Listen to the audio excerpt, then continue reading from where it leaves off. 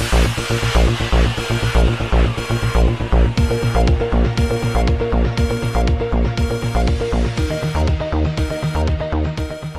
اللہ الرحمن الرحیم۔ السلام علیکم ناظرین، ایک طرف تو ٹریفک پولیس فیصل آباد ٹریفک مسائل سے نمٹنے کے لیے پوری طرح سرگرم عمل ہے، جبکہ دوسری جانب سٹی ٹریفک آفیسر فیصل آباد سردار آصف کی زیر قیادت انسان دوست اقدامات کا سلسلہ بھی جاری ہے۔ ہمارے نمائندہ خصوصی زاہد نفیس کے مطابق inspector sector Samanabad city traffic police Faisal آباد گلریز اصغر کو ایک بچہ نوولٹی پل کے پاس ملا، جس کے بارے میں تمام واٹس ایپ گروپوں میں بچے کی تصاویر بھی بھیجی گئیں اور ساتھ ساتھ سٹی کے تمام علاقوں میں اعلانات بھی کروائے گئے، جس کے نتیجے میں ہری سنگھ سے بذریعہ موبائل بچے کے ماموں نے رابطہ کیا اور بتایا کہ ہری سنگھ گاؤں میں 4 گھنٹے سے بچے کے والدین بچے کو تلاش کر رہے ہیں، جس پر Gulrez Asghar inspector traffic sector Samanabad city traffic police Faisal آباد نے ہری سنگھ میں جا کر ہمراہ راشد ڈرائیور عقیل شاہ، ذیشان، حامد مختار اور دیگر ٹریفک افسران کی مدد سے بحفاظت بچے کو تحائف دے کر ماں کے حوالے کیا، جس کو بچے نے پہچانا۔ اس موقع پر گلریز اصغر